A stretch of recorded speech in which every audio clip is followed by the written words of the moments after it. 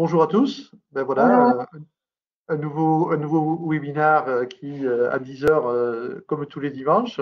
Donc, ben, je voulais vous présenter Corinne Imbert, qui est sénatrice en Charente-Maritime et qui est donc pharmacienne installée et qui a son officine en Charente-Maritime. Et puis, Madame Agnès Firmin-Lebaudot, qui est députée et qui est députée en Seine-Maritime et qui aussi a sa pharmacie au Havre et qui exerce son métier. Donc deux pharmaciennes élues, députées, sénatrices, qui ben, vont passer du temps avec nous pour voilà, nous expliquer ce qu'elles font pendant cette période assez compliquée d'état d'urgence, comment elles ont pu intervenir, comment elles voient l'évolution de cette situation qui est quand même peut durer et risque de durer un petit peu longtemps, et comment elles ont pu intervenir directement, indirectement, à travers les débats parlementaires, à travers la loi, à travers les interventions directes et les questions au ministre sur l'évolution de notre métier et l'adaptation de notre métier pendant cette crise. Et puis, comme d'habitude, eh bien, on abordera l'actualité, puisque au JO ce matin, de nouvelles dispositions, le prix réglementé sur les masques chirurgicaux, mais également l'aide de l'assurance maladie pour les pharmaciens qui ont une baisse de chiffre d'affaires, avec la mise en place sur Amélie Pro du compteur permettant d'avoir des acomptes dès le mois de mai pour la baisse d'activité. Et puis, on évoquera avec nos deux parlementaires eh bien, comment elles voient aussi l'évolution après le 31 mai, puisqu'il va falloir prendre de nouvelles dispositions. Certainement, annoncé hier que l'état d'urgence allait être prolongé un petit peu plus longtemps, mais il va falloir certainement adapter toute une série de textes et de dispositions dérogatoires et qui ont été mises en place pour les pharmaciens et les faire évoluer dans le bon sens. Bon, je vais vous donner de suite la parole. Alors, je ne sais pas qui veut commencer. Est-ce que c'est Corinne? Est-ce que c'est Agnès? Pour nous dire ce que vous avez, vous, comment vous avez vécu cette période, comment, au niveau de votre entreprise, vous avez adapté l'organisation de votre pharmacie, et également comment vos différentes interventions ont permis de voir comment les textes qui ont énormément évolué. On a eu beaucoup de textes dérogatoires pour l'exercice de notre métier. Comment vous y avez contribué? Comment se sont organisés les débats?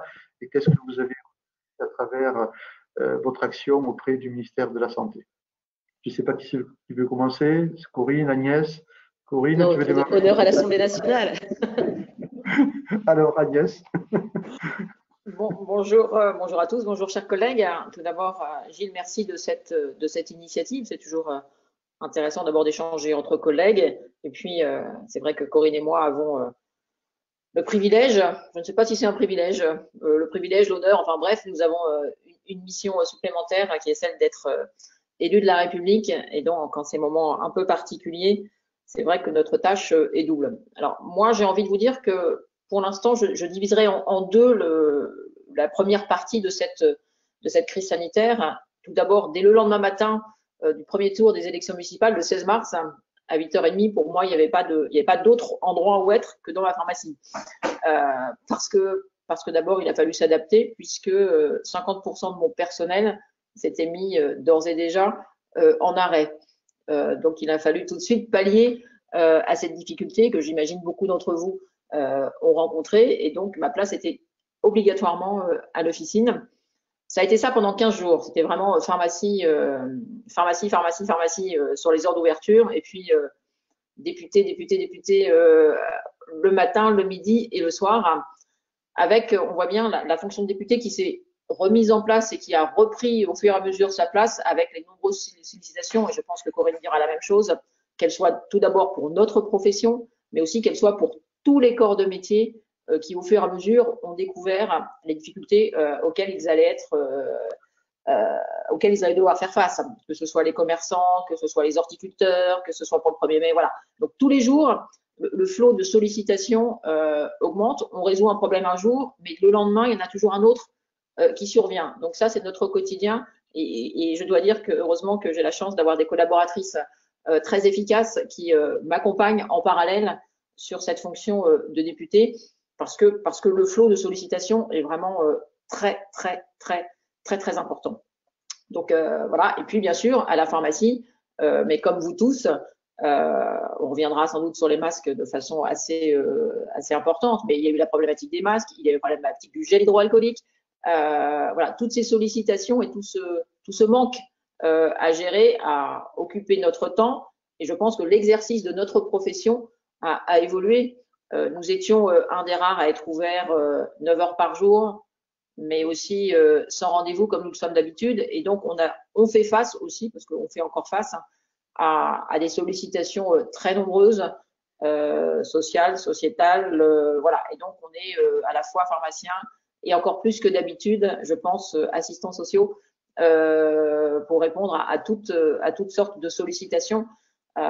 Et puis on reviendra sur la problématique des livraisons qui est aussi pour nous notre valeur ajoutée dans cette crise, et je crois que les pharmaciens ont démontré très largement, et je vous renverrai à l'hommage rendu par Olivier Véran à la profession lorsque j'ai posé il y a maintenant 15 jours, je crois, la question sur le fait que les pharmaciens devaient pouvoir aussi être vendeurs de masques. L'hommage qu'il a rendu à la profession, et c'est un investissement, et je crois qu'on a plutôt dans cette crise fait preuve et remis le pharmacien au cœur du système de santé. Je crois que c'est quelque chose qui évoluait depuis un certain temps, mais très clairement, je crois que nous avons su collectivement montrer la puissance de ce qu'était le rôle du pharmacien. Voilà très brièvement en préambule ce que je vous souhaitais partager avec vous. Corinne? Oui, bonjour à toutes et à tous. Merci effectivement Gilles pour cette invitation. Merci Bénédicte de nous accompagner dans cette rencontre avec la webconférence. Tout comme Agnès, le 16 mars, j'étais dans mon officine avec une équipe qui n'était pas au complet, mais pour des raisons voilà, de congé. Et bien, il a fallu faire face. Alors moi, c'était 3 semaines où j'ai fait de l'officine à fond. Bien sûr, depuis, je suis toujours dans mon officine, mais depuis les 3 semaines suivantes, j'ai organisé mon temps de travail avec à la fois du comptoir et puis la participation à des visioconférences organisées par la Commission des affaires sociales. Au Sénat, je suis donc membre de la Commission des affaires sociales. Et effectivement, ça a été une période assez compliquée parce qu'il fallait à la fois rassurer l'équipe, être aux côtés de l'équipe à la pharmacie et puis absorber toutes les questions, les demandes. Comme vous tous, on a été très sollicités par téléphone. Il est facile de rentrer dans une officine, comme le disait Agnès, sans rendez-vous, juste en poussant la porte. Donc, on a fait beaucoup de pédagogie, ça a été assez usant nerveusement comme pour vous tous et vous toutes. Hein. J'ai assisté à toutes les webconférences que Gilles a organisées avec Bénédicte depuis le début de cette crise sanitaire. Et ça m'a aidé aussi, ça m'a rassuré dans ce que j'avais mis en place dans mon officine. Parce que du jour au lendemain, il fallait être sûr qu'on mettait en place un plan satisfaisant pour protéger notre équipe, expliquer aux patients, faire beaucoup de pédagogie. On a fait beaucoup de pédagogie.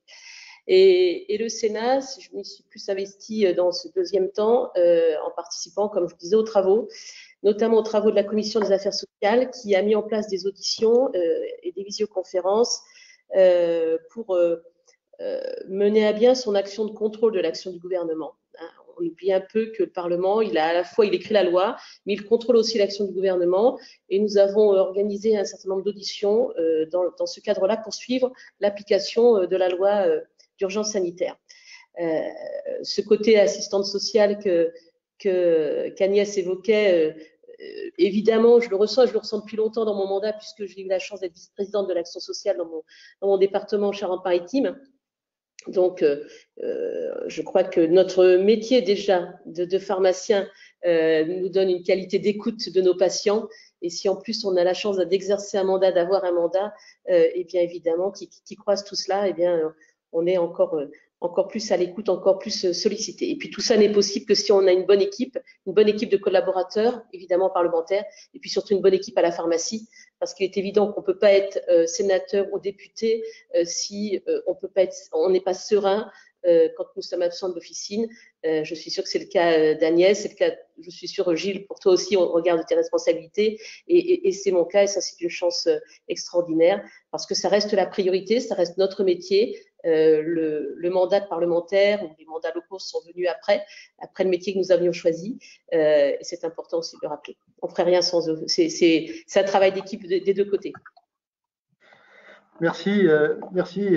Bon, moi, je suis très content que vous ayez accepté d'être là, d'échanger avec les pharmaciens pour plusieurs raisons. Bon, la première, c'est que voilà, des consoeurs qui sont élus et qui interviennent beaucoup au Parlement, mais qui sont discrètes. Il faut, voilà, c'est bien que les pharmaciens vous connaissent, mettent un visage sur votre action. Je veux dire aussi que ce que je sais, c'est qu'à travers les retours que nous avons tous, c'est que vos actions sont extrêmement pertinentes dans le sens où vous exercez. Et donc, quand vous parlez pharmacie, quand vous parlez santé et que vous parlez social en général, le fait que vous soyez en exercice, ça porte. Ça porte au niveau des ministères. On sait que c'est une parole qui correspond à une réalité de terrain et qui est écoutée. Et vous avez fait des interventions, que ce soit à l'Assemblée ou au Sénat, qui ont compté pour des orientations qui étaient stratégiques. Je voudrais simplement en profiter pour remercier Corinne Imbert, puisque elle s'est beaucoup investie sur la loi ASAP, la fameuse loi qui risquait de mettre en place des plateformes, de déréguler la pharmacie, de faire du médicament un bien de consommation. Le travail au Sénat a été remarquable, puisque non seulement ça a été battu en brèche, cette initiative, mais vous avez réussi en plus à le faire avec une unanimité de l'ensemble des partis au Sénat, ce qui est assez exceptionnel et qui est remarquable. Et bien sûr, Agnès, le débat n'était pas encore arrivé à l'Assemblée, mais tes interventions, parfois très directes, ont permis également d'écarter quelque chose qui nous paraît complètement anachronique aujourd'hui, puisque on voit bien en février, on débattait est-ce que les pharmaciens sont des professionnels de santé ou des commerçants. Je crois qu'après le Covid, plus personne ne se posera la question, en tout cas j'espère que plus personne n'osera se poser cette question. Et merci pour votre travail et votre investissement, mais il va y avoir des choses qui vont arriver, et on en parlera tout à l'heure, après le 31 mai, le PLFSS qui va être assez étonnant cette année. Donc, il va falloir là aussi engranger un certain nombre de choses. Et donc, voilà, moi, je vous remercie pour votre investissement. Et je tiens à le dire, vous travaillez avec, bien sûr, toute la profession, hein, bien sûr avec les syndicats, mais également avec l'ordre. Et quand la profession arrive à se rassembler autour des mêmes projets, avec vous, c'est très efficace. Merci. Bon, merci pour votre… Si tu le permets, Gilles. Oui. Si tu te permets, je voudrais te renvoyer les remerciements, et je suis sûre qu'Agnès sera d'accord avec moi. Quand il y a un texte santé qui se présente au Parlement, à l'Assemblée nationale ou au Sénat, l'USPO est toujours très actif. Tu joues pleinement ton rôle, et on a eu toujours d'excellents rendez-vous pour justement travailler, rendre plus perfectible la loi. Et je voulais aussi saluer l'action de l'USPO et toi en particulier avec Bénédicte, parce que vous êtes toujours très actifs. C'est bien qu'on arrive à se rencontrer très facilement pour travailler dans le bon sens. Voilà, donc merci à toi. Ok, alors, est-ce qu'on… Oui, pardon. Je vais rajouter, Gilles, je vais rajouter un petit point sur l'exercice qui est le nôtre. Je me joins bien sûr aux remerciements et aux compliments de Corinne, mais la difficulté qui est la nôtre et celle que je perçois un peu plus en ce moment, notre intérêt, et Corinne et moi, et Gilles, toi, on défend l'intérêt général, c'est de ne pas passer pour des lobbyistes. C'est trouver le juste milieu entre ce que nous croyons et ce que nous défendons, mais dans le sens de l'intérêt général, et de trouver vraiment ce juste milieu. Et ça, c'est un exercice pas simple. C'est un exercice pas simple parce que, évidemment, à chaque fois qu'on exerce et qu'on porte quelque chose, la tentation pour les opposants serait c'est pour ça qu'il faut toujours essayer de trouver le juste milieu, et on est toujours sur une crête assez compliquée, mais pour l'instant on arrive à la tenir parce qu'il en va de la santé de nos concitoyens, mais c'est pas toujours simple et cet exercice n'est pas toujours un exercice facile. Je tenais ça quand même à le faire remarquer parce que c'est important aussi de le dire. Oui. C'est important de le dire. Non, mais justement, c'est ça qui fait la richesse de vos interventions, c'est qu'elles ne peuvent pas être taxées de corporatisme. C'est que votre vision est assez large et concrète, et ça permet de porter encore plus le message. On va, si vous êtes d'accord, on attaque les masques, comme ça on est déjà très nombreux, on est déjà 850, 840, ça n'arrête pas de monter, connectés, et je sais que les masques, bien sûr, c'est un petit peu plus que d'actualité. Un petit rappel de la position de l'USPO, mais qui était une position unanime de toute la profession, que ce soit syndicats, ordre et groupement. D'abord, on nous a confié quelque chose depuis début mars, qui était la gestion des masques chirurgicaux pour les professionnels de santé. On fait ça gratuitement. On gère la pénurie, c'est-à-dire qu'on distribue des masques par quantité et parfois on a une directive de la DGS qui change les règles, qui dit là c'est 18 pour tel professionnel, pour celui-ci c'est 6, là les auxiliaires de vie c'est 3. Et on doit tenir une comptabilité, puisque bien sûr, c'est une dotation d'État gratuite, avec une responsabilité de la bonne gestion de ces masques. Et on nous demande, bien sûr, d'enregistrer sur, que ce soit le site Avibipro, le site monpharmacien.fr pour l'Île-de-France, Beaumasque pour juste la région PACA et un autre système d'Istrimasque dans le Grand Est. On nous demande de tenir une comptabilité. Donc, on est au masque près. Donc, on ne gaspille pas, on ne stocke pas des masques, on ne les met pas de côté parce qu'il y a une pénurie, on est à flux tendu, à la fois pour l'hôpital, à la fois pour les EHPAD et à la fois pour les soignants de vie. Et donc là, cette semaine, grande communication outrancière, et c'est vraiment ce mot qui convient, 180 millions de masques pour tel distributeur, 100 millions de masques pour l'autre distributeur, en disant, nous, en gros, on est meilleur que l'État, nous, on s'est acheté et on va les mettre à la disposition du grand public. Deux fautes politiques. Et une qui est celle de l'attitude parfois pas très maligne de la grande distribution. La première, c'est sur le fond. Olivier Véran, hier, l'a rappelé, les masques chirurgicaux, c'est pour les professionnels de santé et uniquement les professionnels de santé. Et éventuellement certains patients. Donc, que viennent faire les masques chirurgicaux pour le grand public? Donc, ça veut dire que la GMS contredit la stratégie du ministère de la Santé. Pourquoi on fait des masques tissus? Justement, on ne peut pas gaspiller des masques chirurgicaux parce qu'on en a besoin pour les professionnels de santé. Et on sait qu'on va en avoir de plus en plus besoin puisque l'activité médicale va redémarrer. Notamment des généralistes, mais aussi des spécialistes qui vont reprendre leur activité, des paramédicaux, des patients qui vont être dépistés Covid, l'entourage des patients Covid, où là, c'est du masque chirurgical qu'il faut, ça ne peut pas être du masque tissu, puisque là, on est dans une protection de patients susceptibles d'infecter d'autres patients. Donc, on voit bien que ces masques chirurgicaux restent quelque chose de précieux qu'il faut préserver. On ne met pas ça dans le food pour le grand public. Donc, première faute. La seconde faute, c'est la communication outrancière. Moi, j'ai 180 millions de masques, alors que le stock État est à peu près à 120 millions aujourd'hui. Donc, en gros, l'État ne sait pas acheter. La grande distribution sait faire ça. Alors, bien sûr, très rapidement, comme des élus se sont manifestés en demandant une enquête pour savoir s'ils avaient des stocks depuis longtemps, ce qui aurait été extrêmement choquant. Maintenant, ils disent ah non, mais c'est pour rire. Nous, on en a juste 3 millions, mais on en a 180 millions en commande. Hop, rétropédalage. Et puis, le summum, c'est d'en faire un produit d'appel. C'est-à-dire qu'on fait d'un objet qui est recherché aujourd'hui, qui est en pénurie, qui doit être réservé avec une stratégie de santé publique, on en fait un produit d'appel pour la grande distribution. Venez remplir votre caddie, vous aurez droit à une boîte de 50 masques. Et si vous êtes un client fidèle, je vous les ai réservés. Bon, là, on est dans le summum de ce que peuvent faire des actions purement commerciales en période de crise. C'est totalement inadmissible.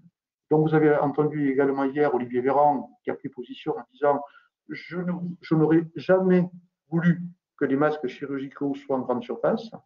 Ils auraient dû être réservés au circuit santé et uniquement santé, parce qu'on en a besoin. » Donc, très clair, ça veut dire qu'il y a deux points de vue entre le ministère de l'économie et le ministère de la santé. Je pense que c'est la santé aujourd'hui qui prime et pas que l'économie. Et ensuite, voilà, d'en faire en disant mais moi je suis après écoutant, la main sur le cœur. Et là maintenant, pire, comme ils ne savent plus comment se sortir de cette mauvaise image qui vient de se coller, ils disent aux pharmaciens ah ben moi je suis prêt à vous en vendre après écoutant. Comme vous êtes incapable d'en acheter, moi je vais vous les vendre. Non, non, non, non, surtout pas. Surtout pas. N'achetez pas des masques en grande surface. Pour les vendre dans vos pharmacies. Et on est où là? Donc refusez cette soi-disant main tendue, qui n'est pas une véritable main tendue, je pense que c'est un véritable piège. Donc il faut dire non merci. Par contre, de dire à la grande distribution, puisque voilà, vous êtes pris un petit peu les pieds dans le tapis avec votre communication, eh bien, si vous voulez être solidaire, donnez-les. Donnez-les aux soignants, donnez-les à l'hôpital, donnez-les au personnel des EHPAD, donnez-les à l'ensemble des professionnels de ville qui vont en avoir besoin. Mais arrêtez d'en vendre pour le grand public, alors que ce sont des masques tissus qu'il faut aujourd'hui mettre en place. Donc voilà la position de l'USPO. C'est insupportable ce qui s'est passé, c'est outrancier. Et d'entendre certains leaders de la grande distribution expliquer que c'est nous qui sommes dégueulasses, franchement, c'est inadmissible. C'est-à-dire qu'ils sont dans le commerce, mais qu'ils y restent et qu'ils ne se mêlent jamais de la santé. S'il vous plaît, mêlez-vous de ce que vous savez faire que du commerce, mais jamais la santé. Je vous laisse la parole à toutes les deux. Oui, Gilles, je crois que tu as bien résumé la situation, c'est compliqué. Moi, pour moi, la gestion des masques, enfin, le masque reste le produit symbole du Covid. Après, on va parler des tests sans doute et d'autres choses, mais c'est vrai que le masque, ça reste. Et à l'heure où on parle du déconfinement, c'est vrai que ce télescopage entre le rendre accessible à la population pour le plus grand nombre d'entre nous et conserver la nécessité absolue de continuer à approvisionner les professionnels de santé, on voit bien que le télescopage entre deux réseaux qui ont fonctionné de façon parallèle pendant un certain temps, et ben là, il a fait boum. Et c'est malheureux. Et c'est malheureux parce que pour moi, la gestion des masques, elle a 4 phases. La première phase, c'est la distribution organisée dans les pharmacies. Distribution quand même au départ un peu chaotique, et qui a évolué au fur et à mesure du temps, avec la vérité du soir n'est pas la vérité du matin. Et donc pour nous professionnels, ça a été, j'allais dire, une gestion presque à l'heure près et difficilement. Et on fait ça, j'allais dire, comme tu l'as dit, bénévolement. Et c'est bien parce que je pense que c'est aussi une plus-value de notre profession et du fait que nous soyons aussi des acteurs de santé. Néanmoins, ça reste un gros travail, de gestion. Et Corinne, je pense, ne me démentira pas, mais quand on est à la fois pharmacien, député et accessoirement proche du Premier ministre, en ce qui me concerne, la problématique des masques, pour moi, ça a été des engueulades 9 heures par jour. C'est juste pour moi le dossier super compliqué. Après, une fois que la problématique, j'allais dire, la gestion de la distribution est plutôt maintenant bien organisée et ça marche, l'approvisionnement par les grossistes arrive à point et je dois dire qu'on a trouvé le bon modus vivendi, même si on peut regretter, moi je regrette à titre personnel que pour les aides à domicile, on n'est pas assez à donner, que pour certaines professions, ça reste encore, à mon sens, trop faible en termes de dotation. Il a fallu pour notre profession, et ça a été le rôle de Corinne et le mien et celui des syndicats et de l'ordre, j'allais dire de se battre pour faire partie du circuit de distribution, parce qu'on a très vite vu qu'on allait être exclu du circuit de distribution. Donc il a fallu se battre, hein, je dis bien le mot se battre, pour qu'on puisse être acteur du circuit de distribution, ce qui a été chose faite. Et ça, il faut s'en satisfaire et remercier le Premier ministre et Olivier Véran qui nous ont accompagnés et qui dans cette affaire. Et puis est arrivée depuis jeudi cette polémique indigne, comme le dit la grande distribution. Mais la polémique indigne, c'est eux qui l'ont créée. Moi, je rejoins ce qu'a dit Gilles et je le retourne. le compliment. La polémique indigne, elle est proportionnelle à l'incompréhension totale des professionnels de santé. Je crois qu'il faut être très clair là-dessus et que maintenant, je crois qu'il ne faut pas opposer les canaux de distribution. On va avoir besoin de tous. Il ne faut pas s'opposer les uns les autres. On va avoir besoin de tous. Moi, j'avais simplement dit que la recommandation, c'était FFP2 chirurgicaux professionnels de santé. J'allais dire distribution et vente, que ce soit d'ailleurs pour les officinaux ou pour la grande distrib, c'était un masque jetable, qui ne s'appelait pas chirurgical, mais un masque jetable, parce qu'on va en avoir besoin quand même de masques jetables, et les masques dits alors, alternatifs, en tissu, récréatifs, grand public, je ne sais plus, ils ont 15 noms, mais voilà. Le masque jetable et le masque lavable, en fait. C'était si simple de dire un masque jetable, un masque lavable, mais réservons aux professionnels de santé, parce qu'on va en avoir besoin, et de plus en plus, les FFP2 et les chirurgicaux, c'était, à mon avis, la bonne ligne. Donc là, il y a une faute, j'allais dire une faute de communication, avant tout, de la grande distribution, qui s'en est très vite rendu compte et qui nous renvoie, qui se prend en effet boomerang d'ailleurs, cet effet de communication. Donc je crois qu'il faut rester ferme sur la nécessité de transparence. Très bien, il y a un acte de commande. Effectivement, ils n'ont peut-être pas reçu. Mais dans ce cas-là, ne publions pas ces chiffres qui légitimement ont fait peur aux professionnels de santé. Mais donc, là où je veux dire que le masque est aussi un symbole, c'est qu'on voit bien aussi qu'il y a cette espèce de course à l'échalote en disant je vais être fournisseur de masques. C'était un peu la même chose aussi pour certains élus locaux qui ont fait de ce masque un objet politique aussi, en disant moi je vais être capable de vous fournir tel jour, telle heure en masque. La grande distribution est rentrée aussi dans ce jeu avec des chiffres qui légitimement doivent nous faire peur et légitimement nous ont fait peur. Et je pense qu'heureusement d'ailleurs, peut-être, nous avons réagi. Corinne? Oui, bah, évidemment, je partage vos propos à l'un et à l'autre. Comme on dit au Sénat, il a fallu sortir les muscles, hein, parce que tout ce qui s'est passé sur ces dernières 48 heures était indigne et évidemment nous a tous exaspérés. Dès mercredi, on avait des messages les uns les autres qu'on recevait. Toute la profession est exaspérée par ce qui s'est passé.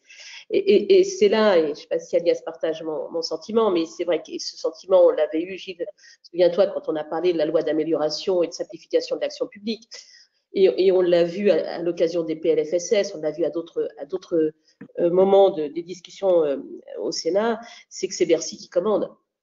C'est Bercy qui prend la main sur le ministère de la Santé, et c'est ça qui n'est pas acceptable. Le masque effectivement est devenu l'objet de tous les enjeux. Ça se retourne, je crois, un petit peu grâce à la façon dont nous avons tous été unis, que ce soit l'ordre, les syndicats et les élus, pour rappeler la réalité de ce qu'avait été la distribution des masques. Je crois que les pharmaciens ont assumé pleinement, ont respecté les règles dans la très très grande majorité. Je ne dis pas qu'il n'y a pas eu un ou deux couacs, mais globalement, on a tenu la ligne. Les masques chirurgicaux, les masques FFP2 pour les professionnels de santé. Et ça, c'est à saluer. Et on ne pouvait pas accepter le dérapage tel qu'on l'entend depuis 2 jours. Alors, je ne sais pas ce que ça va donner. Effectivement, ça rétropédale un petit peu du côté de la GMS, mais j'espère qu'ils entendront ton message, Gilles, sur si vous en avez, donnez-le à ceux qui en ont réellement besoin.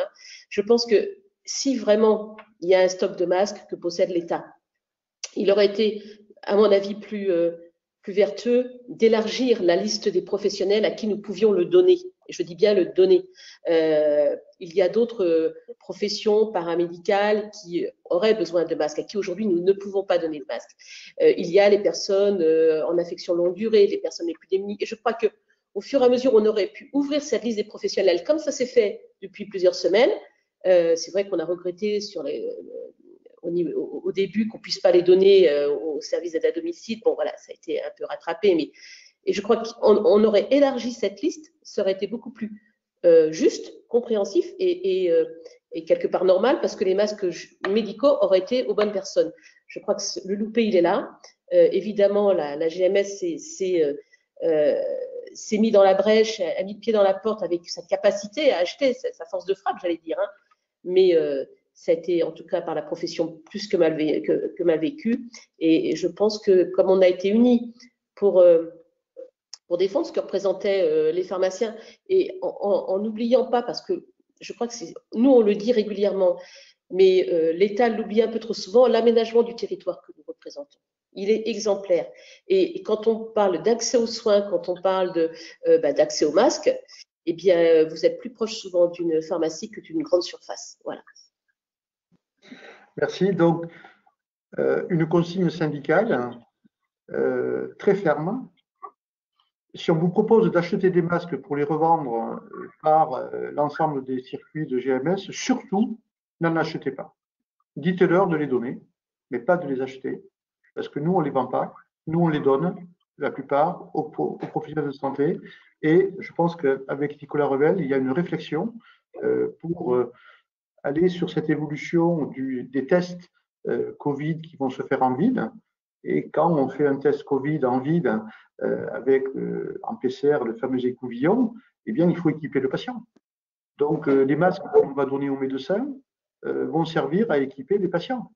Et certainement demain, quand l'assurance maladie va faire le tracing, c'est-à-dire regarder toutes les personnes qui ont été en contact avec la personne qui a été dépistée Covid positif, eh bien certainement il faudra distribuer des masques à cette population qui était dans l'entourage direct pour s'assurer qu'ils ne vont pas eux-mêmes infecter leur entourage et développer un cluster comme ça s'est fait en tout début de… Donc c'est un bien précieux, ça ne peut pas être donné comme ça dans la grande distribution pour un public qui n'en a pas besoin. C'est ça, parce que 60 millions de Français, ça veut dire 120 millions de masques par jour qui seraient consommés juste pour se protéger. Il en faut un le matin, un l'après-midi. Alors apparemment, entre midi et 2, on ne porte pas de masque puisque c'est toutes les 4 heures. Donc, je ne sais pas comment on fait, c'est minimum 2. Ça veut dire 120 millions de masques par jour. Les soignants aujourd'hui en ont besoin de 45 millions par semaine. Le stock État est à peu près à 120-130 millions, dont l'équivalent d'un jour de consommation si c'est donné au grand public. On voit bien que les proportions ne sont pas du tout, et que le masque chirurgical n'est pas du tout adapté au grand public. Malheureusement, bon, c'est le cas, et sinon, en plus, ça coûterait très cher à la population. On voit bien déjà que 60 millions de consommateurs commencent à s'émouvoir du coût que vont représenter les masques pour pouvoir sortir, avec parfois un port obligatoire dans les transports en commun. Donc, c'est le masque alternatif qui peut permettre de faire des économies et beaucoup plus adapté, à la seule condition, c'est que ce soit un masque de qualité, qui soit suffisamment filtrant, que les normes soient respectées et qu'on n'ait pas des produits qui ne soient pas facilement contrôlables ou en responsabilité de la part des fabricants. Et donc, des masques de type 1 qui filtrent à 90%.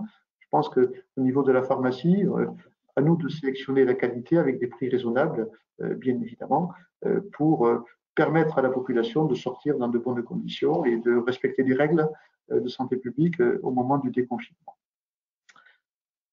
Et très vite, Gilles, va falloir avancer sur combien on donne les masques aux bénéficiaires d'ALD. Et je crois que très vite là-dessus, il va falloir avancer parce que ça va devenir, ça l'est déjà, mais de plus en plus à partir du 11, le sujet auquel on va devoir avoir collectivement une réponse, parce que j'imagine que chacun d'entre nous dans les officines sont confrontés régulièrement à cette question. C'est comment, combien, et je crois que très vite, il va falloir répondre à cette question. Et j'ajouterai aux personnes bénéficiaires d'ALD, les personnes en difficulté, nos concitoyens, qui soient, je ne sais pas si c'est le bénéficiaire du RSA ou bénéficiaire de la PUMA, qui sera le critère retenu, mais je crois là aussi que le masque va avoir un coût et qu'il va falloir aussi pouvoir accompagner nos concitoyens les plus en difficulté.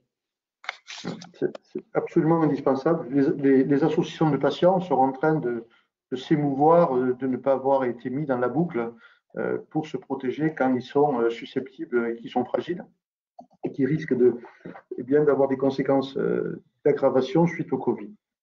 Alors, au JO ce matin est sorti ce qu'on attendait, c'est-à-dire un prix limite de vente qui a été annoncé depuis 2 jours, donc 95 centimes TTC le masque.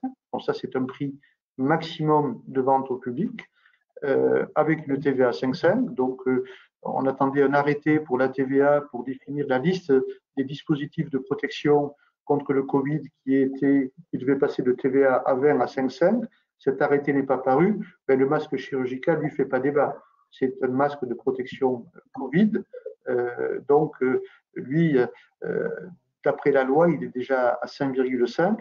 Et on a obtenu, là aussi ça a été un combat de plusieurs, hein, pour avoir un prix de cession, c'est-à-dire d'avoir une marge minimum garantie pour le pharmacien.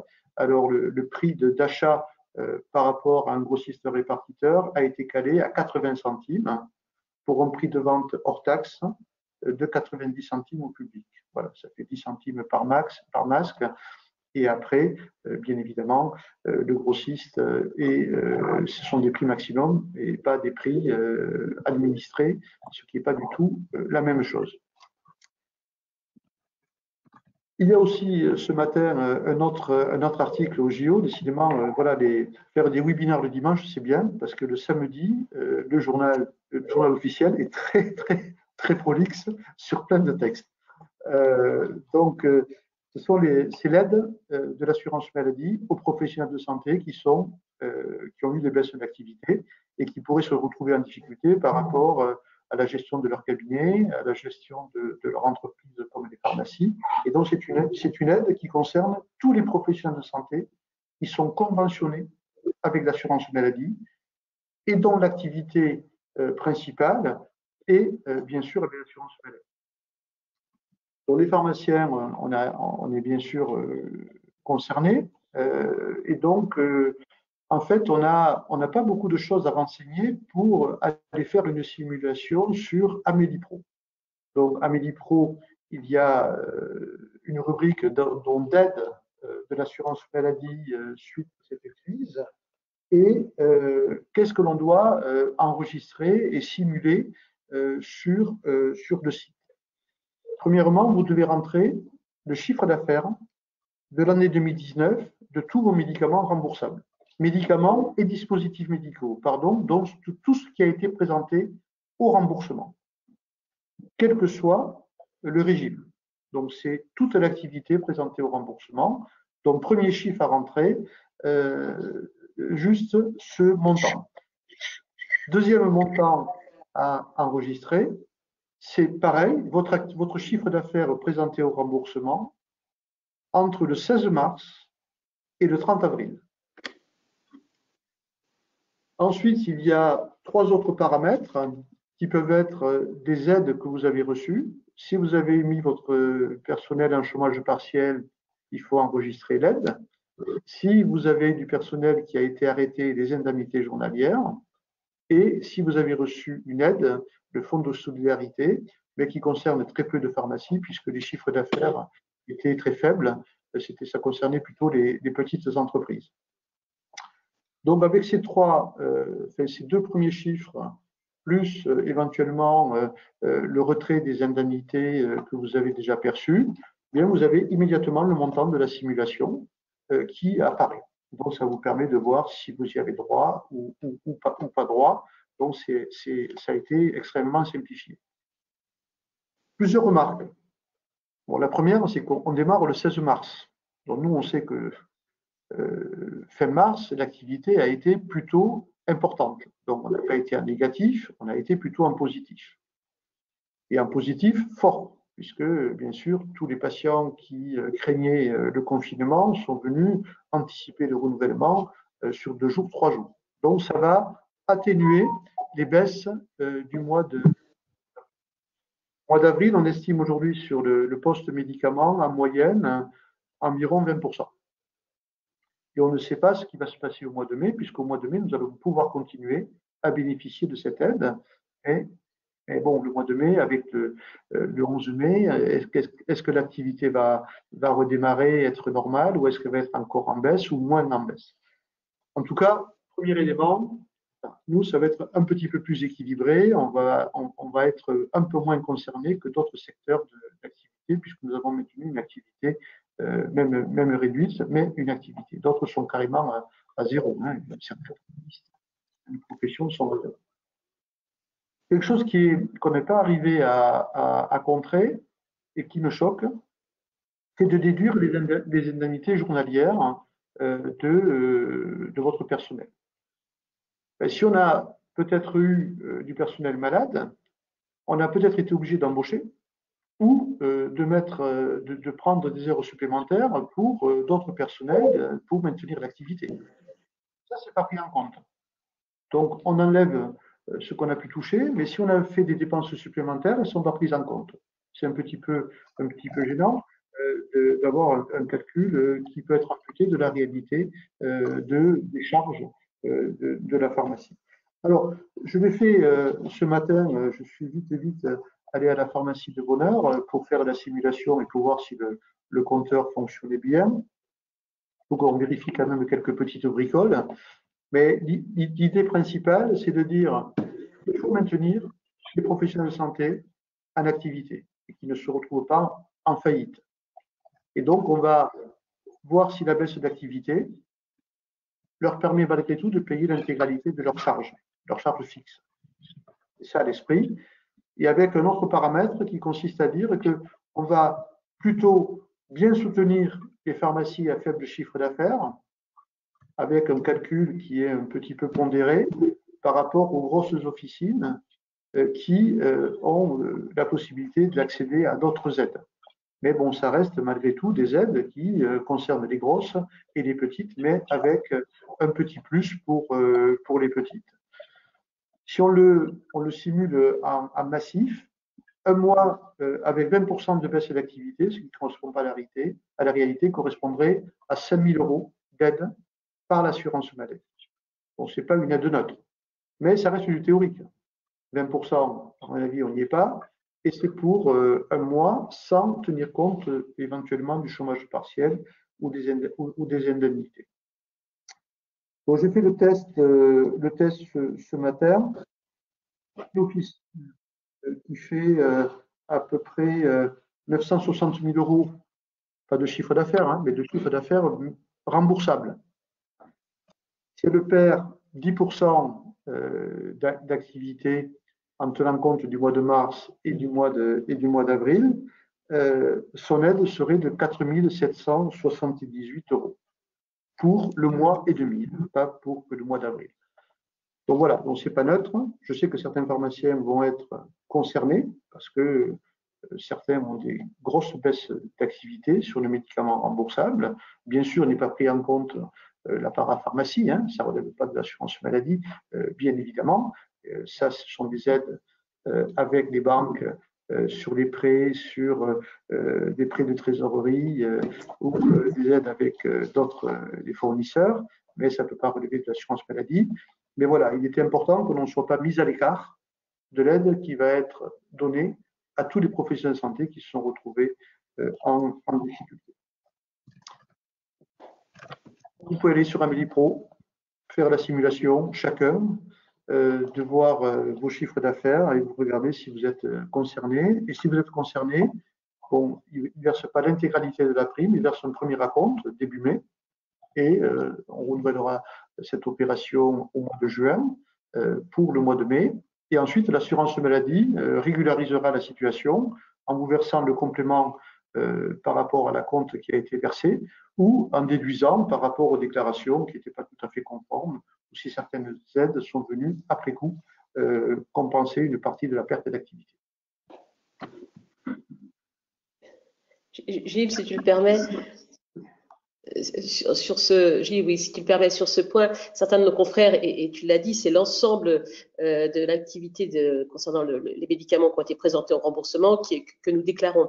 Certains de nos confrères s'inquiétaient du fait du basculement des bénéficiaires du RSI qui était basculé à la CPAM et que le chiffre, ils craignaient que les chiffres pris en compte ne soient que les chiffres CPAM et non pas de l'ensemble du volume d'activité présenté au remboursement, quelles que soient les caisses. Donc, tu l'as bien précisé, c'est l'ensemble du chiffre d'affaires de l'activité de médicaments présentés au remboursement qui est pris en compte, quel que soit le régime d'assurance de nos patients. Ah, tout à fait. Il n'y aura pas de biais dans cette affaire, mais je dis bien c'est médicaments et dispositifs médicaux. C'est-à-dire c'est tout le présenté au remboursement qui est pris en compte, à la fois pour l'année 2019 qui sert d'année de référence, et également après pour l'activité du mois de mars, du mois d'avril et du mois de mai. Donc voilà. Mais il ne faut pas s'attendre à des miracles. Hein. Voilà. Certains pharmaciens seront très impactés et ça va leur donner un bon coup de main.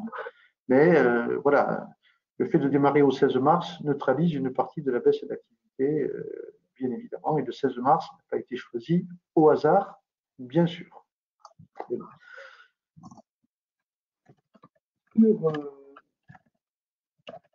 Donc ça, c'est le JO d'aujourd'hui. Ensuite, on voit bien que le 31 mai est un peu loin, mais il arrive quand même. Hein. Il arrive et on a un certain nombre de dispositifs qui, théoriquement, s'arrêtent au 1er mai. Au 31 mai, pardon. Il y a bien sûr des gels hydroalcooliques avec des solutés hydroalcooliques dont on est autorisé à les fabriquer. Et vous voyez à quel prix. Enfin, je pense que vous avez fait comme nous. Hein, vous êtes bagarrés pour avoir de l'alcool, bagarrés pour avoir de la glycérine, bagarrés pour avoir des flacons conditionnés et trouver des planches d'étiquettes qui vont bien coller sur les flacons. Chercher le gel hydroalcoolique, c'est pas simple. Et bien sûr, le 31 mai, si ça s'arrêtait, pour le SHA, ce serait une catastrophe. Parce que, bien évidemment, il va falloir prolonger, parce qu'on n'aura pas assez de gel. Et on a du SHA que l'on fabrique. Moi, ce matin, j'en ai fabriqué. Vous voyez, je suis à la pharmacie, de bonne heure, fabriqué. D'ailleurs, regardez, voilà, quand on ouvre les flacons, ben, des fois, on est un peu maladroit. J'ai eu droit, bien évidemment, à la capsule qui s'est mal ouverte. Donc, il faut absolument qu'on continue au-delà du 31. Et donc, il va falloir certainement une action de l'ensemble des acteurs pour demander au grand public de prolonger pour le SHA. Et moi, je dois faire une note aujourd'hui à la DGOS pour le réclamer. Mais c'est absolument indispensable. Gilles, la bonne ligne pour le SHA, c'est de demander, tant que l'état d'urgence sanitaire est prolongé, on prolonge la fabrication de du SHA sur la date de l'état d'urgence. Hein. Ça évite d'y revenir. Hein. Exactement, exactement. Et on sait que sur le gel hydroalcoolique, bien sûr, on commence à avoir un petit peu plus de gel qui arrive, mais ça reste quand même très peu. Hein.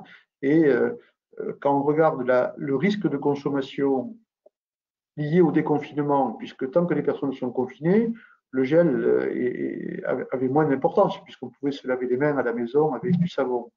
Et dès qu'on va commencer à sortir, aller dans les transports en commun, toucher des poignées de porte, ouvrir des portes de bureau, etc., bien on sait que le gel hydroalcoolique va être beaucoup plus utilisé, bien évidemment. Donc le besoin va augmenter. Et on se bagarre aujourd'hui, on a eu une réunion mercredi dernier avec des groupements du ministère de l'économie et du ministère de la Santé pour voir comment on pouvait améliorer la filière d'approvisionnement du gel hydroalcoolique par les grossistes répartiteurs pour que les pharmaciens en aient et qu'on n'en trouve pas uniquement dans les autres circuits de distribution, bien sûr en vérifiant la qualité. Là, il n'y a pas de problème, les prix sont encadrés. Hein. Donc, il n'y a pas de souci si on arrive. Donc, on est en train de se bagarrer pour que la filière soit beaucoup plus fluide, contrairement à aujourd'hui, et d'utiliser le SHA que quand on en a besoin. Alors, votre vie des préparatoires dans vos deux pharmacies, la recherche d'alcool, vous avez dû souffrir, hein, comme nous. Alors, on est tout comme vous, on a souffert, mais là aussi, je crois qu'il faut aussi faire ressortir les chaînes de solidarité et d'inventivité de chacun d'entre nous dans nos territoires. Alors, en ce qui concerne l'alcool, on a pu chacun faire. D'ailleurs, apprendre à connaître qu'il y avait une distillerie pas très loin de là où j'habitais, entre autres.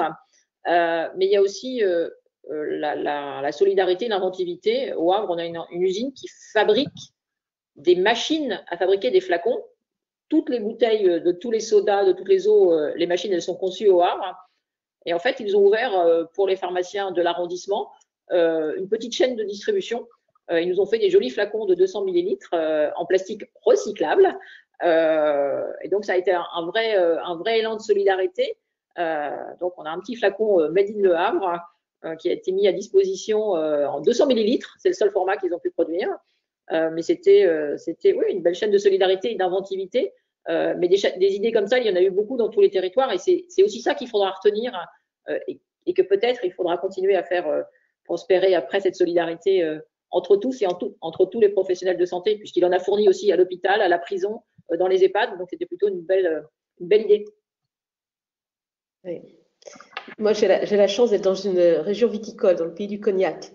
Et là aussi, il y a donc des distilleries, nous en avons. Et j'avoue qu'il y a quelque chose qui m'a fait plaisir, c'est que j'ai pu mettre en relation le patron d'une maison de cognac et un laboratoire, le laboratoire interdépartemental, donc un laboratoire public. Les gens du cognac, la profession, les professionnels du cognac étant prêts à donner de l'alcool, puisqu'on pouvait utiliser de l'alcool agricole. Alors, ce n'est pas de l'eau de vie de cognac qui a été dans la solution hydroalcoolique. Hein. Elle n'avait pas ce parfum du bon cognac, mais c'était de l'alcool agricole qui a pu servir à fabriquer de la solution hydroalcoolique faite par le laboratoire interdépartemental, donc il y avait le savoir-faire, et mise en bouteille dans une distillerie à 10 km de chez moi. Et la volonté des professionnels du cognac, c'était de donner cette solution hydroalcoolique aux professionnels de santé, aux maisons de retraite, éventuellement aux sapeurs-pompiers, enfin à tous les acteurs de santé. Et ça a été très, très apprécié, bien sûr, que ça soit libéraux en établissement. C'est une action qui continue. Et vraiment, j'étais très, très heureuse peut-être d'être le maillon qui a mis les uns et les autres en relation, mais c'est surtout grâce à la générosité des professionnels du cognac et grâce au savoir-faire du laboratoire interdépartemental et une action de proximité comme pour Agnès qui a créé une belle chaîne de solidarité qui a été très, très utile et que les professionnels, encore une fois, de santé ont beaucoup apprécié. Ça, c'était très chouette. C'est vrai que il y a eu de belles histoires pendant cette période, que ce soit pour l'alcool, que ce soit pour les masques aujourd'hui avec des couturières qui se sont beaucoup investies. C'est vrai qu'il y a des moments qui font un petit peu chaud au cœur et qui montrent qu'on est capable d'être solidaire dans ce pays et pas juste dans d'autres intérêts qui ne sont pas des intérêts de solidarité au moment où on est en pleine crise. Sur les élans de solidarité, on a vu aussi les pharmaciens s'investir sur la dispensation à domicile. S'investir en raison d'un besoin de patients qui ne voulaient pas sortir pour des raisons légitimes, parce qu'ils étaient insuffisants respiratoires, parce qu'ils étaient diabétiques, parce qu'ils étaient âgés, et de voir les pharmaciens bien proposer ce service de dispensation à domicile qui était pour eux évident, puisque tout le monde disait il faut rester confiné, et que bien sûr il n'y avait pas toujours une personne qui pouvait venir chercher les médicaments à la pharmacie. C'est pas facile à organiser, hein, parce que ça veut dire que le personnel ou le pharmacien qui se déplace, d'abord il faut qu'il ait la voiture, que les assurances de la voiture permettent au personnel de conduire en toute sécurité, d'aller ouvrir des portes, frapper à des portes en étant protégé et donner des médicaments et expliquer comment utiliser les médicaments. Donc une opération auquel on n'était pas forcément préparé. Et je sais, puisqu'on a vu des images, je crois qu'on a vu Agnès, voilà, qui était, il y avait un reportage où tu montrais exactement ce que tu es en train de faire. Hein, c'était, voilà, pharmacienne dans la vraie vie. On n'arrive pas aujourd'hui à dire que cette nouvelle façon de travailler doit être reconnue comme un acte pharmaceutique permettant à des patients de rester protégés. Et donc, il faut qu'on arrive avec l'assurance maladie à négocier comme il a négocié avec les infirmiers, comme il a négocié avec les kinés, comme il vient de négocier avec les médecins, la consultation Covid, 55 €, et c'est très bien. C'est très bien. Il faut rémunérer les gens qui sont en première ligne, qui bossent et qui sont confrontés à un risque en plus de leur activité. Donc, pour l'USPO, on va continuer à demander de voir ce dossier sortir, pas après le Covid, hein, mais maintenant, parce que malheureusement, la dispensation à domicile va être une nouvelle façon de dispenser les médicaments, et ce n'est pas une livraison, on dispense les médicaments. Et en même temps, l'autre demande que l'on est en train de pousser, c'est bien sûr le télésoin. C'est-à-dire l'intervention d'un pharmacien à distance chez un patient qui est à son domicile. Comme ils l'ont fait pour les kinés, comme ils l'ont fait pour les médecins, comme ils le font d'ailleurs pour la surveillance par les infirmiers de la situation du patient. Et bien là aussi, c'est une nouvelle organisation du système de soins, une nouvelle façon d'intervenir sur un certain nombre de patients. Bien sûr, pas tous les patients. nous, si on veut continuer à faire des bilans de médication, si on veut faire de l'accompagnement de patients asthmatiques, de même l'accompagnement des patients en chimiothérapie, eh bien peut-être que ces patients, on ne va pas pouvoir, comme on le fait aujourd'hui, les amener dans un espace de confidentialité à la pharmacie, rester en contact avec eux pendant demi-heure pour échanger sur leur situation, eh bien parce que à cause du Covid, eh bien peut-être qu'on ne pourra pas le faire et qu'il y aura une réticence de la part des patients de rester dans l'espace de confidentialité pendant demi-heure. Donc, il faut permettre de ne pas arrêter ces entretiens et de permettre à ces entretiens de continuer à fonctionner avec l'ensemble des patients et ne pas en exclure certains. Alors, comment vous pouvez nous aider, Corinne et Agnès? D'abord, est-ce que vous partagez ces deux évolutions et comment on fait pour y arriver, quoi? Parce que pour l'instant, c'est un peu dur. Moi, j'aimerais entendre mes collègues et confrères sur cette tarification d'une livraison, d'une dispensation à domicile. Moi, je suis assez partagée sur le fait que ça devienne un acte. Je pense que ça fait partie de notre quotidien depuis longtemps. Enfin, en tout cas, ça fait partie du mien depuis longtemps. Il s'est effectivement, pendant cette période, un peu développé par la force des choses, mais on l'a fait naturellement. Est-ce que pour autant, ça doit devenir un acte rémunéré? Je m'interroge, hein, je mets un point d'interrogation. Je n'arrive pas à trancher la question, même si je vois bien que c'est du temps, c'est évidemment des moyens techniques, mais j'ai un peu de mal à franchir le pas d'expliquer que c'est quelque chose que je fais naturellement depuis des années. Certes, on le fait beaucoup plus et vraiment beaucoup plus depuis le 16 mars. Est-ce que voilà, je mets un point d'interrogation, même si c'est vraiment, et tu as raison d'insister là-dessus, que c'est pas une livraison. C'est quand on y va, en plus on explique et on fait bien plus qu'expliquer. D'ailleurs, surtout en ces périodes-là, on prend des nouvelles souvent des personnes que l'on va voir et parfois bien au-delà, on va même acheter la baguette quand il faut aller acheter la baguette. Donc on voit bien que c'est autre chose. Mais je vois bien l'enjeu. Je me méfie de l'effet boomerang de cette sollicitation et de ces sursollicitations de rémunération d'actes que nous faisions auparavant naturellement, enfin au moins pour certains d'entre nous. Je ne sais pas, je n'arrive pas à franchir le pas.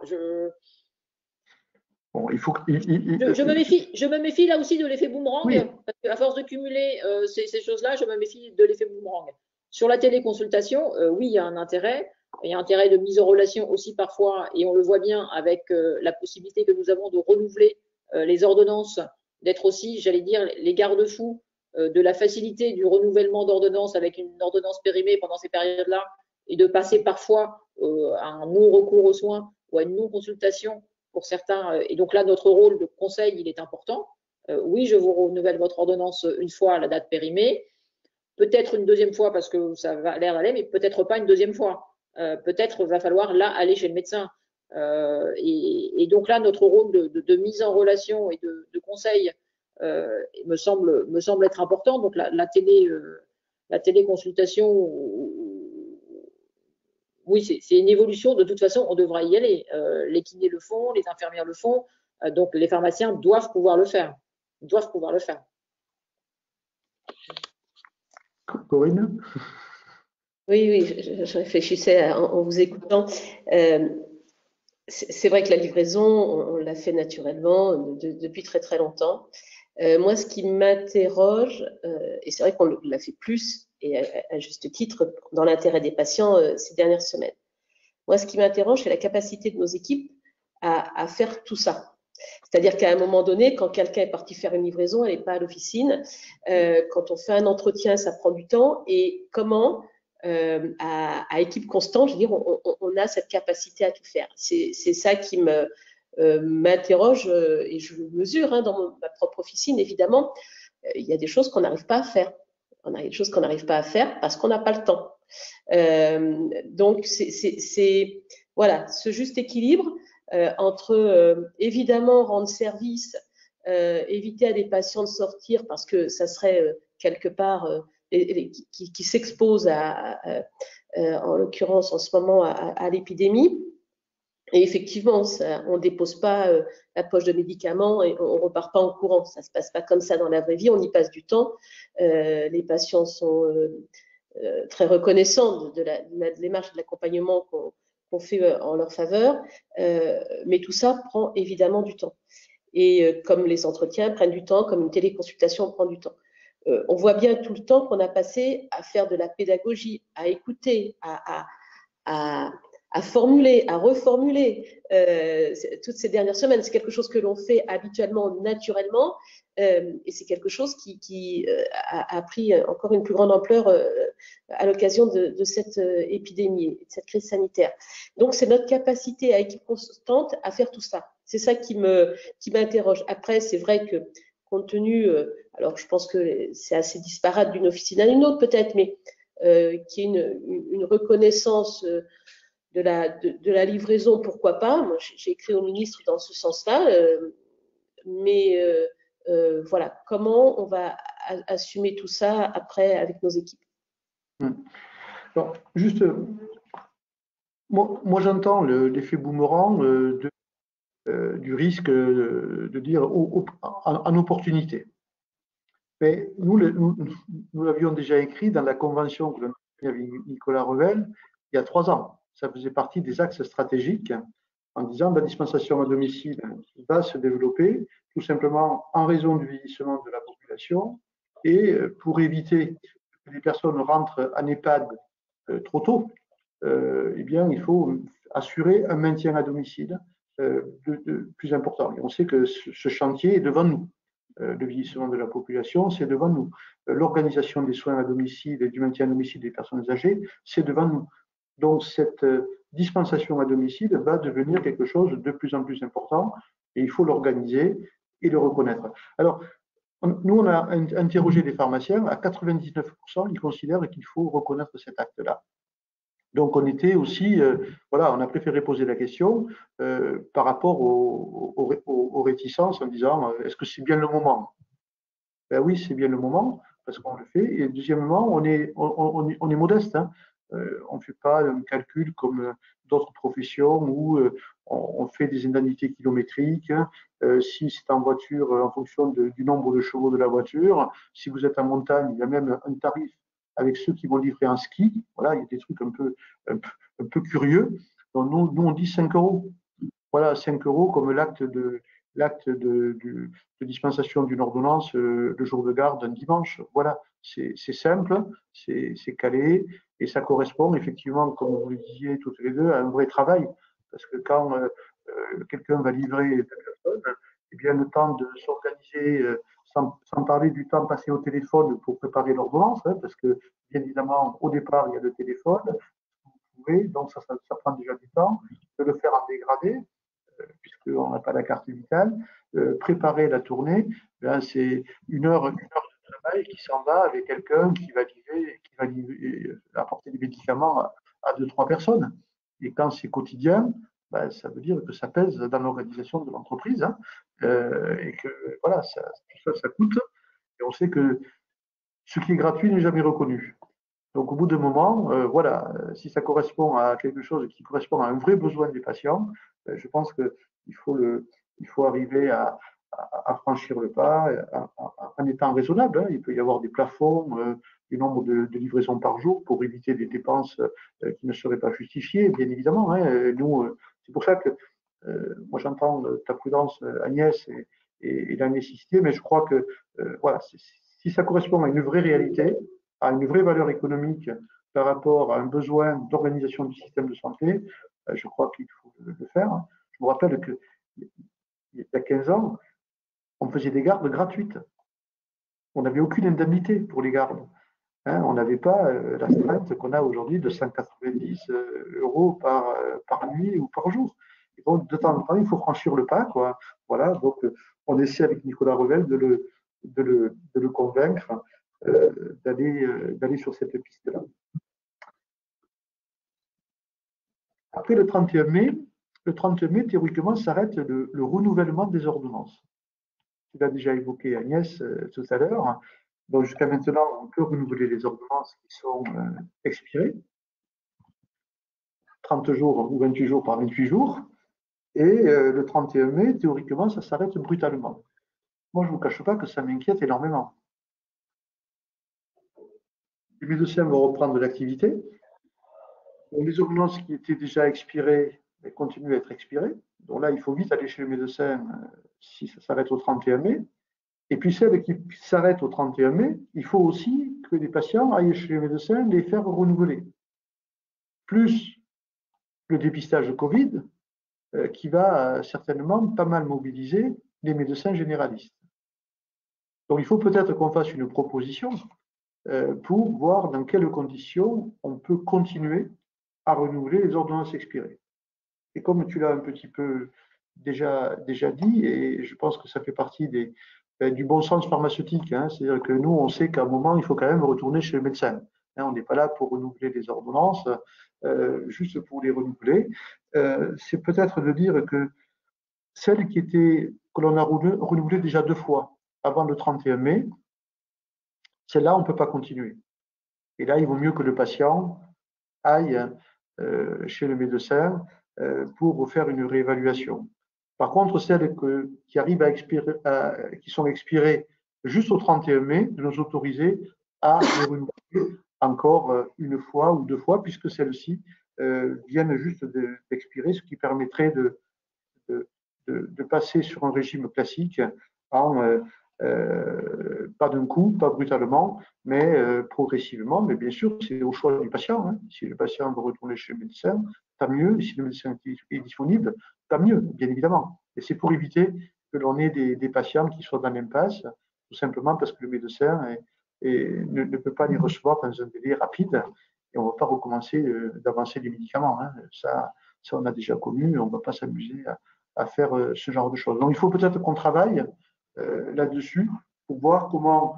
Alors, bien sûr, il y a l'état d'urgence qui est prolongé, mais comme tu le disais tout à l'heure, il ne faut peut-être pas renouveler 3, 4 fois le traitement alors que voilà, il est arrivé à terme. Peut-être les hypnotiques, oui. Peut-être les traitements substitutifs aux opiacés, il faut qu'on y réfléchisse, parce que là, c'est tous les 28 jours. Hein, donc, il faut qu'on voit si les médecins sont disponibles pour les accueillir comme ils le faisaient tous les 28 jours. Mais je pense qu'il faut qu'on commence à anticiper et à travailler ensemble sur ce dossier de renouvellement des ordonnances.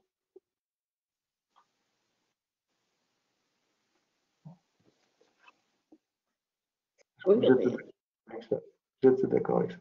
Ok. Il y a un point qu'on n'a pas évoqué, c'est les médicaments. Ce qui a fait les dispositions qui ont été prises sur les restrictions de dispensation des médicaments. Bon, le paracétamol, je pense que là aussi, on a montré qu'on était responsable. Hein. C'est nous qui avons demandé à limiter à 1 boîte, à 2 boîtes, pour anticiper sur la pénurie. On n'était pas dans le commerce. Hein. Si on était dans le commerce, on aurait dit non, non, il faut faire des promos sur le paracétamol. Ça tombe bien, tout le monde en veut. Non, non, on n'en a pas fait un produit d'appel, nous. On a fait l'inverse. On a dit on restreint pour éviter les effets de stockage qui pourraient entraîner une pénurie. Pareil pour le plaquenil, ça nous a sauvés. Hein. Heureusement que les pouvoirs publics ont pris immédiatement cette disposition, sinon on aurait été dans des situations de conflit avec des patients, avec des prescriptions qui n'étaient pas toujours, qu'il fallait contrôler à 2 fois. Et également pour la nicotine. Pour la nicotine, ça a été pareil. On a vite anticipé en disant prenez une disposition pour éviter qu'on détourne le sevrage tabagique en protection hypothétique contre le Covid. Et donc là aussi, ça nous aurait mis dans les pires difficultés. Donc ça aussi, c'est des signaux très clairs. Hein. On voit bien qu'on est professionnel de santé jusqu'au bout des ongles. Hein. Et que nous, ce qui est important, c'est bon usage du médicament, respect de l'autorisation de mise sur le marché, et éviter les risques de rupture. Et justement, je voulais enchaîner sur les ruptures pour voir avec vous, parce que je sais que vous êtes sur ce débat et que vous participez à des groupes de travail sur l'indépendance de la France par rapport à la production de médicaments et la production de dispositifs médicaux. Bon, on a vu la limite, hein. Les masques, c'est une catastrophe. Les médicaments, eh bien, on voit bien qu'à l'hôpital, des curares, etc., c'est devenu très compliqué pour s'approvisionner. Et nous, on sait tous, par notre activité, que les ruptures de médicaments, c'est malheureusement devenu notre quotidien et que c'est totalement insupportable et intolérable de dire à des patients non, je ne peux pas renouveler votre traitement parce qu'il est en rupture. Alors bien sûr, comme on est professionnels, on se débrouille, hein, on générique, on trouve des équivalents, on appelle le médecin, etc. Mais bon, ça consomme un temps fou et il faut qu'on sorte de cette banalisation des ruptures de médicaments et donc de voir comment on peut travailler avec les pouvoirs publics au niveau certainement européen pour remettre de l'indépendance au niveau européen sur la production de la chimie, des matières premières, et puis d'arrêter d'être à flux tendu sur un certain nombre de médicaments. Très clairement sur ce sujet, ce que nous disions, enfin ce que je disais il y a maintenant plus d'un an, sur une question posée au gouvernement et plus d'un an et demi sur une question écrite, l'est encore plus aujourd'hui et l'est encore plus, j'allais dire, au grand jour aujourd'hui. Donc, c'était déjà urgent il y a plus d'un an, ça l'est encore plus maintenant j'allais dire, alors pas à l'échelle de la France, je pense que c'est à l'échelle de l'Europe que cette question, elle pourra se résoudre et d'européaniser notre production et au moins en ce qui concerne les matières premières. Donc voilà, je vais pas. Voilà, il y a plus d'un an et demi que je me bats sur ce sujet. Voilà, c'est encore plus vrai maintenant. Oui, c'est la même chose en ce qui me concerne. Le Sénat, d'ailleurs, avait mis une commission de travail, un groupe de travail sur ce sujet-là, a produit un rapport. C'était mes collègues Yves Deligny et M. Longeau. M. Longeau présidait ce groupe de travail, Yves Deligny en était le rapporteur. Et il y a eu donc je vous invite d'ailleurs à le consulter si ça vous dit. C'est un rapport qui est disponible là-dessus, qui date d'il y a à peu près un an et demi, un an et demi. Et puis à titre personnel, j'ai aussi interpellé la ministre à l'occasion de questions dans l'hémicycle. Donc on est bien conscient de tout ça, on est derrière la profession et effectivement les enjeux sont au niveau européen. Et je crois que ce qu'on disait l'une et l'autre et avec nos collègues dans chaque assemblée, eh bien on l'a un peu plus touché du doigt à l'occasion de cette crise sanitaire. Je crois qu'il y a, en tout cas dans les paroles, le gouvernement semble avoir compris. Après, comment au niveau européen on arrivera à mobiliser tout le monde pour effectivement faire revenir notamment la production de certains principes actifs au niveau européen, c'est une autre histoire, mais j'espère qu'on lâchera rien tous ensemble sur ce sujet, parce que c'est vrai que les ruptures sont insupportables. Insupportables pour nous, pour nos équipes. Au quotidien, c'est vraiment inacceptable qu'on en soit là. Ah oui, c'est un axe stratégique comme la défense, comme l'aérospatiale. Ça doit devenir un projet européen parce que sinon on ne s'en sortira pas. Il va falloir pousser l'industrie à aller dans ce sens et de voir comment on en fait un secteur stratégique européen. À mon avis, c'est indispensable. On ne peut pas dépendre des relations commerciales avec la Chine ou avec l'Inde. C'est trop fragile, c'est trop risqué et on ne peut pas se permettre de mettre nos patients en danger tout simplement parce que les relations commerciales se dégradent ou qu'il y a un besoin ou qu'une usine a tout simplement brûlé et tout d'un coup ça met le bazar sur la production d'un médicament qui est indispensable pour un certain nombre de patients. Dans l'actualité, il y a aussi la stratégie sur les tests. Alors bien sûr, il y a des tests virologiques, hein, ceux qui, avec le fameux écouvillon, dont là on voit bien que les choses sont assez bien calées. Le gouvernement a mis en place une mise à disposition de tests qui est beaucoup plus importante qu'auparavant. Hein. On rattrape un petit peu le retard et on va confier dans cette période de déconfinement les tests aux médecins généralistes.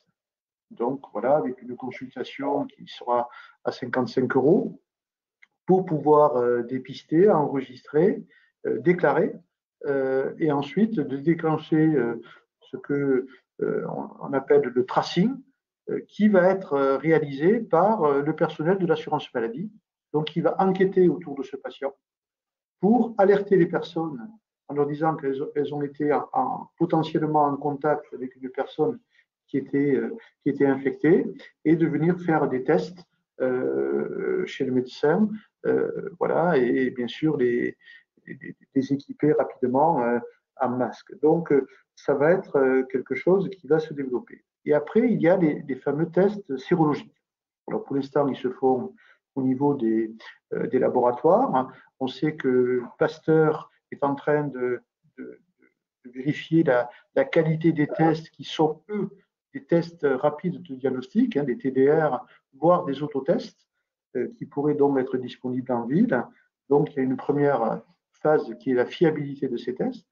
Mais au-delà de la fiabilité, il y a la mise en place d'une stratégie de santé publique par rapport à est-ce que ces tests sont utiles ou pas utiles et est-ce qu'ils vont nous permettre d'avoir une organisation pour l'après-confinement.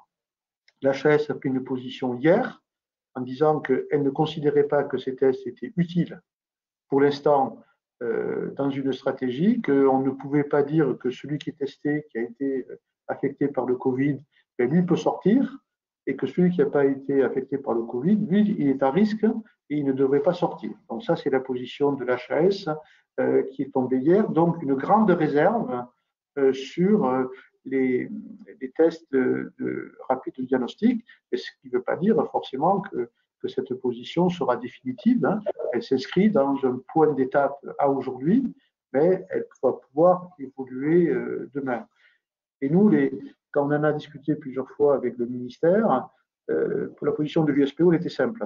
Elle consistait à dire, bon, d'abord, si les tests ne sont pas fiables, nous, on n'en veut pas. On ne va pas s'amuser à tester s'il y a 30% de faux négatifs. Ça n'a aucun intérêt.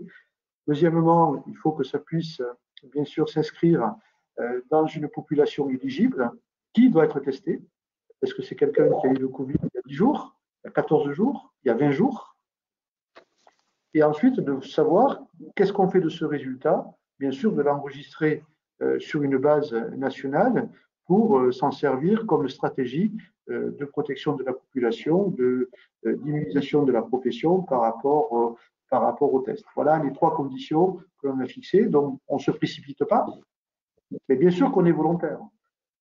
Les pharmaciens dans le dépistage ont un rôle à jouer comme les autres professionnels de santé. Ce n'est pas possible de le réserver uniquement au laboratoire de biologie, ça n'est pas raisonnable, mais voilà, il faut que ces trois conditions soient parfaitement réunies. Donc nous, la position, c'est de dire, nous, on est disponible. S'il y a des tests, eh bien, il faut qu'ils soient facilement accessibles aux Français, à la population, pour pouvoir en faire un outil de défense contre ce virus.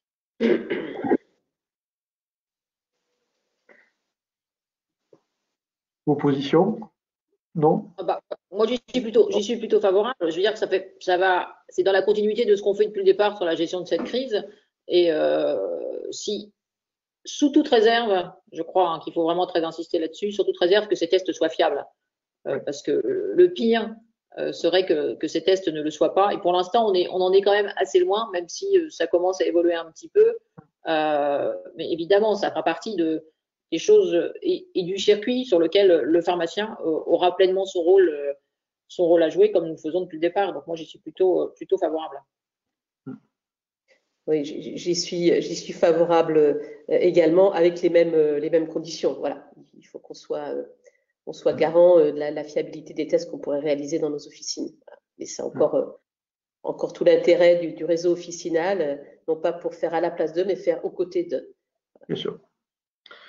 Non, c'est toujours pareil, c'est l'accessibilité à un outil qui est indispensable. C'est comme la vaccination. Quand on la rend accessible, plus de personnes se vaccinent.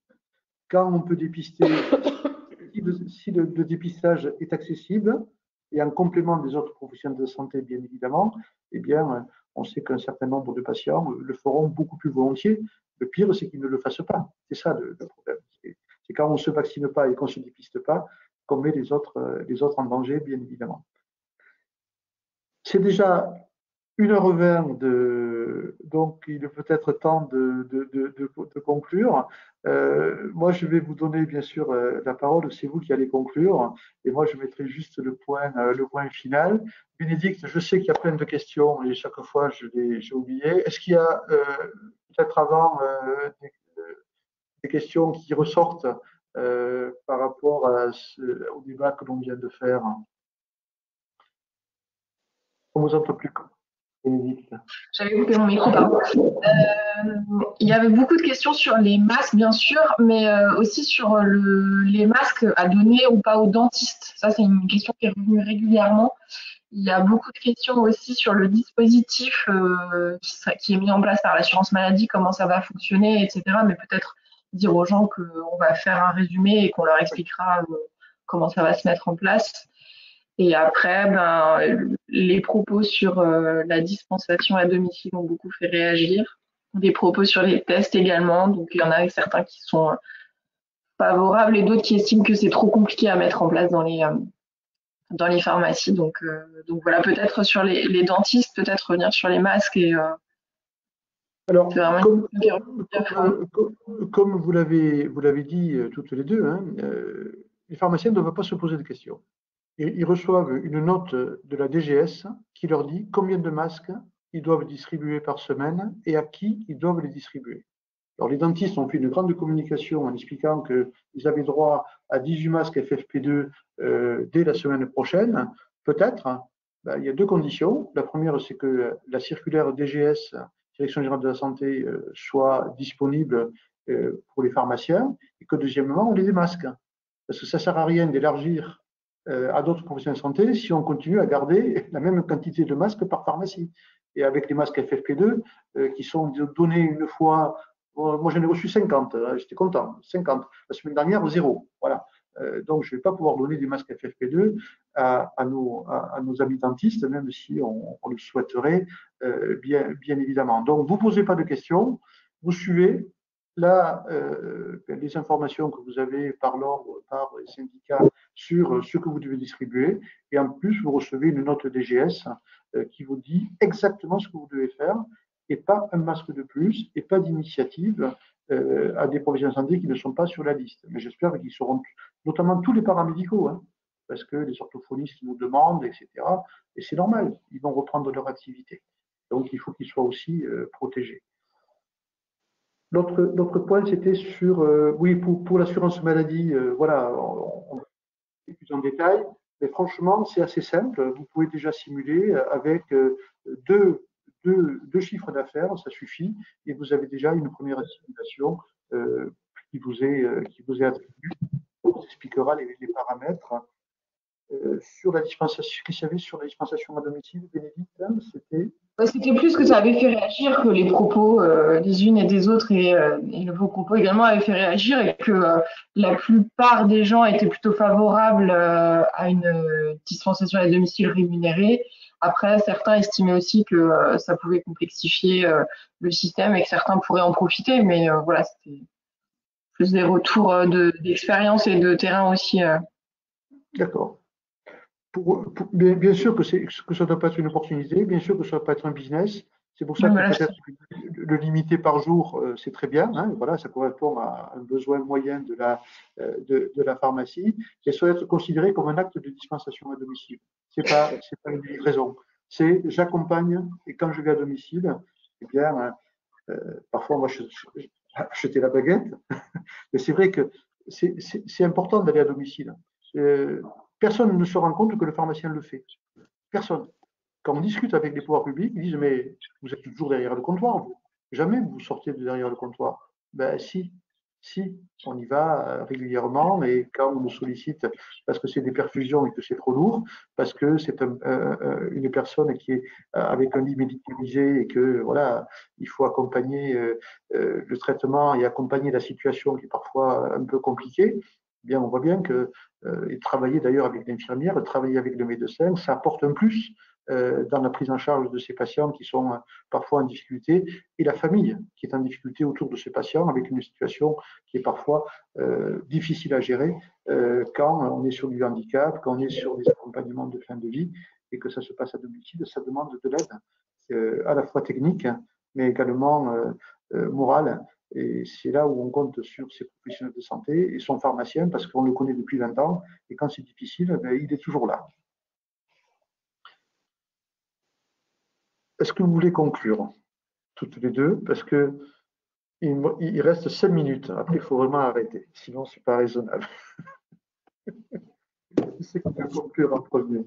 Conclure, conclure. C'est difficile de conclure. D'abord, remercier Gilles et Bénédicte de cette opportunité d'échange entre nous.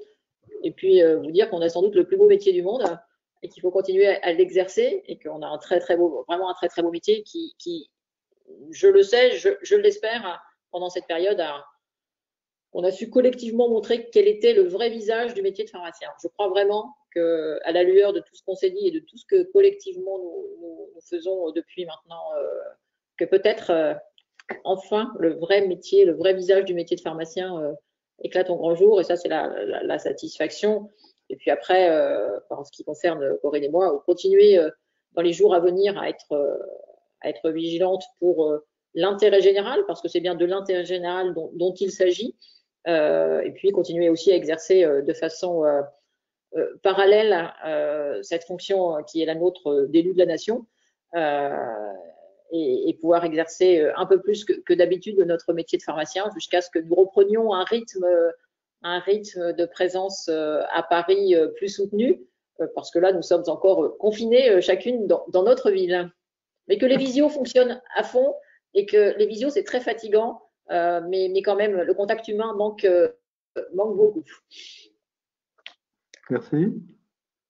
Corinne? Oui, bien sûr, merci à tous les deux d'avoir nous avoir invités à participer à cette webconférence. C'était un plaisir, et puis un plaisir d'échanger avec Agnès. C'est vrai qu'on a la chance d'exercer un beau métier. En ce qui me concerne, j'ai choisi, donc j'exerce le métier que j'ai choisi. Et au cours de ces dernières semaines, je crois qu'on ne nous a jamais autant dit bon courage après avoir dispensé les médicaments à nos patients. On échange toujours un petit mot quand on quitte un patient, mais le bon courage, on l'a beaucoup entendu, et ça nous a aussi fait plaisir et touché. Et c'est vrai que je suis bien dans mon officine, j'ai toujours beaucoup de plaisir à y être, et ces dernières semaines, même si elles n'ont pas été faciles pour les uns et les autres, pour nous tous, elles nous ont permis d'exercer à nouveau plus intensément le métier qu'on est obligé de lâcher quand on est au Sénat ou à l'Assemblée nationale.